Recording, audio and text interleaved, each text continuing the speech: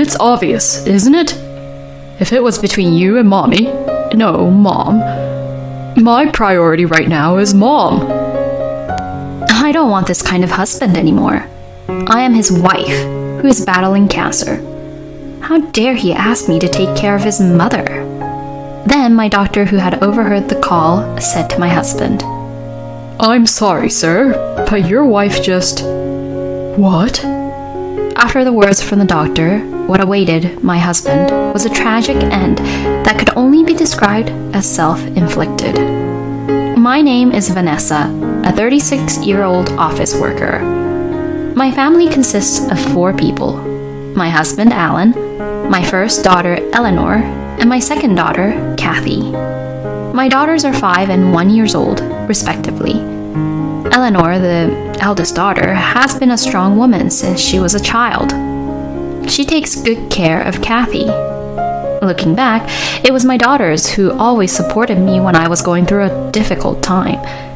It was natural to think that ever since my husband, Alan, started to neglect his family. I know why.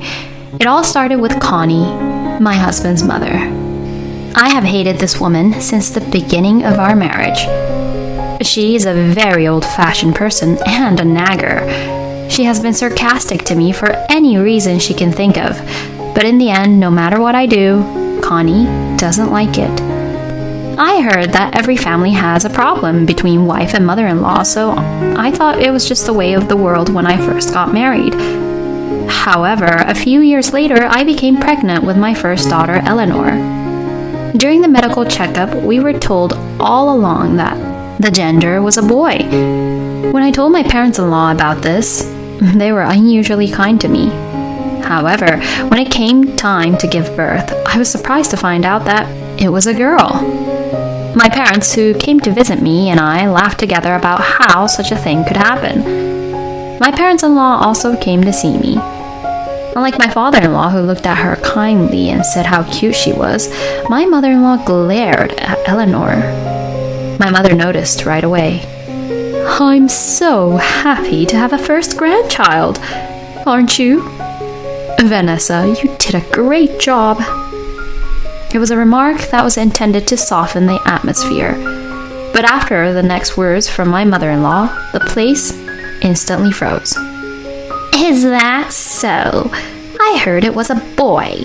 I feel like I've been tricked by Vanessa. I raised both boys and girls in my family, but girls grow to talk back, so it's more difficult to raise a daughter. I would have loved to raise a boy again. Well, that was disappointing. Vanessa, next time, make sure to have a boy. What? What's with her? I mean, if it was a boy, were you going to raise him yourself? I glanced to the side and saw my mother even angrier than I was, with a monster-like expression. Hey, what did you just say? Are you disappointed? Do you want a boy next time? You're a woman too, right? Are you crazy? Apologize to my precious daughter and granddaughter right now. My mother is usually a mild-mannered woman, but my mother-in-law's words were so insane that she became furious.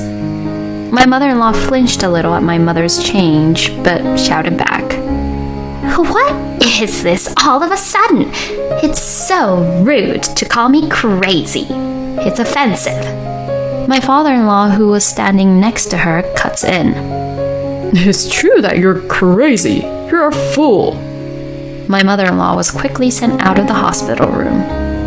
After that, my mother-in-law sent me an apology, probably forced. But such an apology could not possibly have touched my heart. I completely closed my heart to my mother-in-law.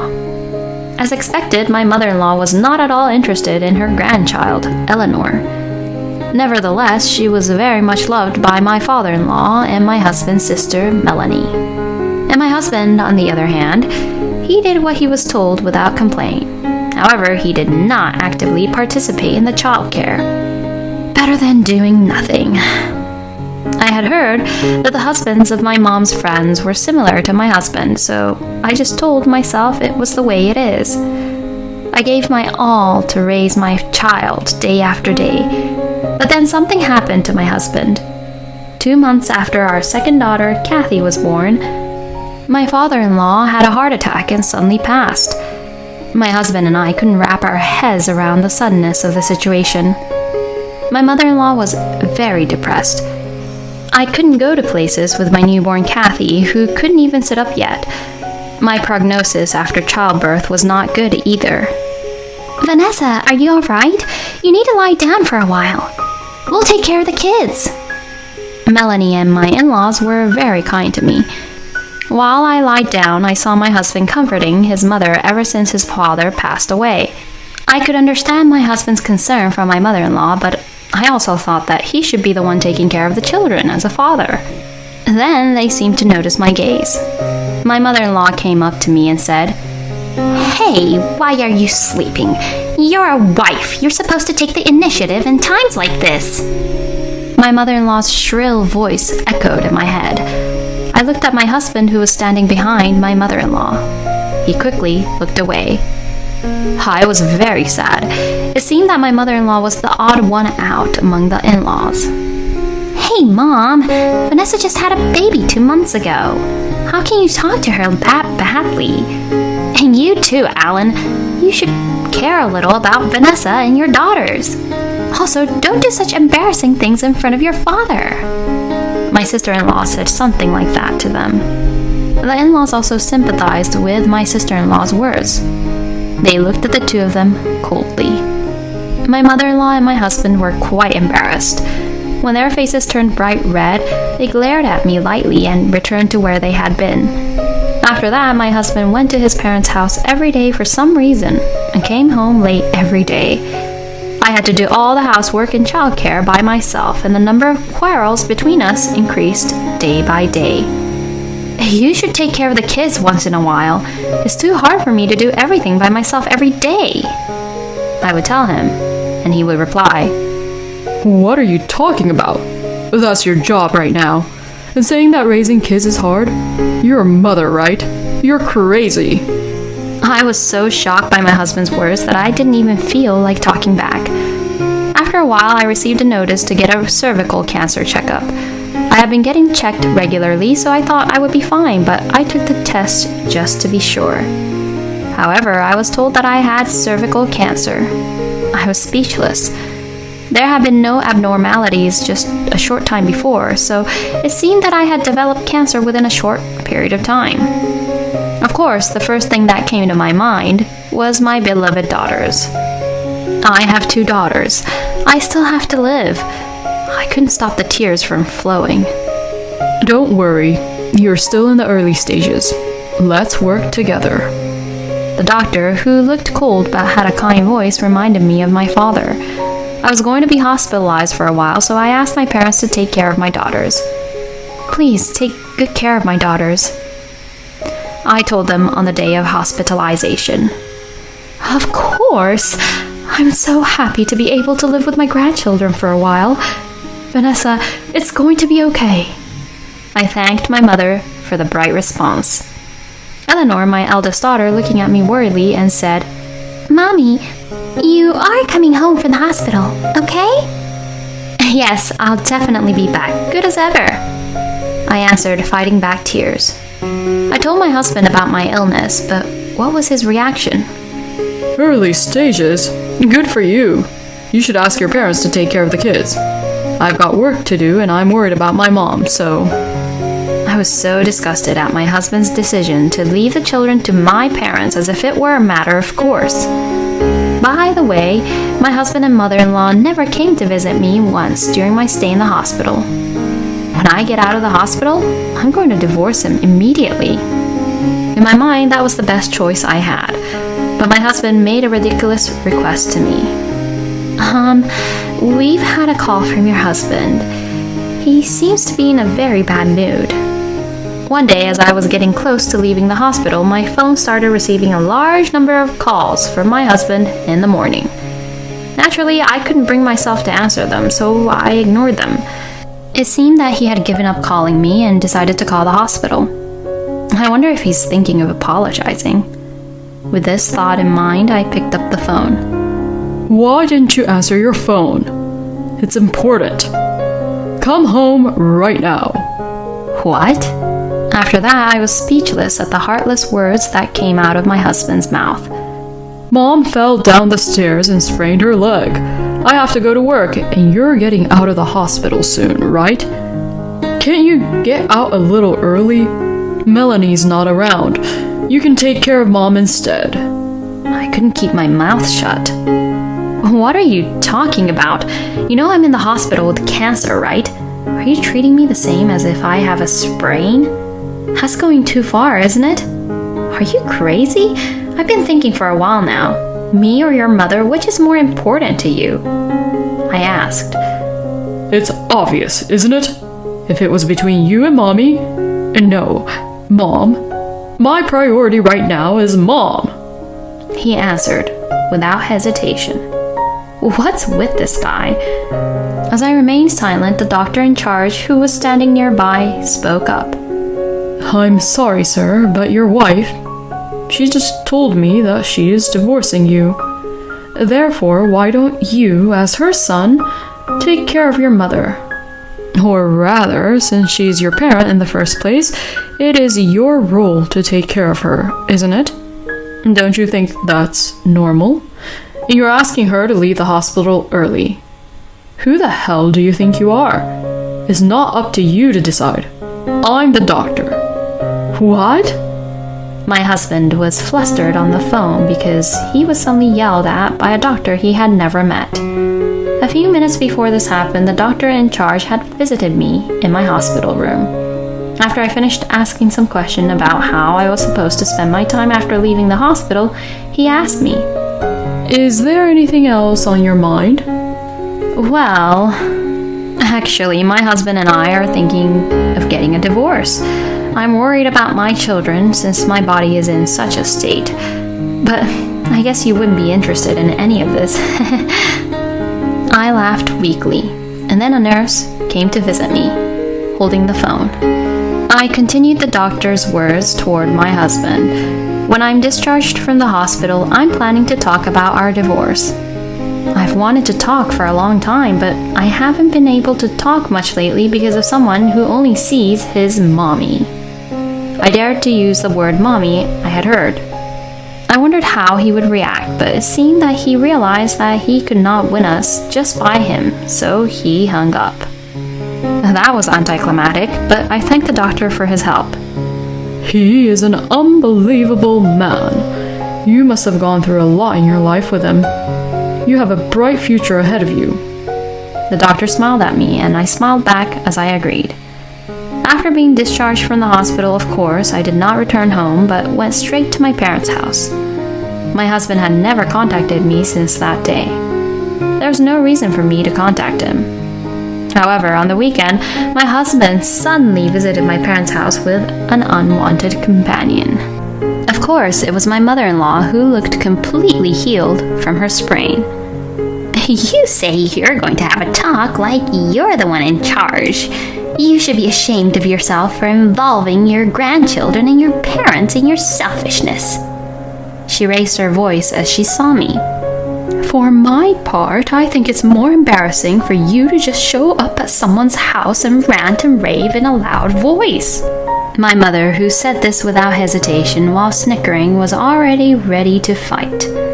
Contrary to my mother, my father is calm. Well, look who's here. We can't all be standing in the doorway to talk. You should let them in, he said to my mother. I left my daughters with my mother and I started. I will now begin our discussion. First, I will never give up custody of my daughters. Then, there is the matter of child support. As I proceeded with my story in a calm manner, my husband looked impatiently at me and said, Wait a minute. Don't go ahead with the conversation on your own. We don't have to get a divorce. We can just carry on as before. If you're having a hard time, you can stay here for a while, so I'm sure the girls will feel lonely without their father. What the hell is this man talking about? My husband goes on mumbling. I didn't even want to look at him anymore. To that, my father calmly said, Yeah, okay. I don't care what you have to say. Can you just fill this in and make your way home? I have a guest waiting in the back. My father presented my husband with the divorce papers, my part already filled out. His calm face kind of scared me. Did you hear what Alan said? He's telling you he's not willing to get a divorce. Can't you even listen to others? This is why I hate insane people. My anger reached its peak at my mother-in-law's statement. What? Who are you to say that? Don't tell me you think you're a sensible person. Because that's impossible. You are like the definition of insane walking around with clothes on. For a second, I thought I was going too far, but I did not regret that statement at all. My mother-in-law's face turned red and tried to use violence towards me when... You stupid mother and son over there! I heard an angry voice from the other room. The two of them widened their eyes in surprise at the appearance of this person. Melanie, why are you here? My sister-in-law glared at them. I heard Vanessa was out of the hospital, so I came to see her. I should have just cut you off at Dad's funeral. It's embarrassing to have such people as my family. I ask that you never get in touch with me as of today. To my sister-in-law, who said this coldly, You have always been like that. All you do is talk and act cocky. Alan, on the other hand, is so honest. I should never have had you. How could she say that to her own daughter? As a mother, I felt nothing but indignation. But my sister-in-law did not back down. You're the one who's the same as you've always been. You've always been so mean to me just because your son follows what you say and is cuter to you than me.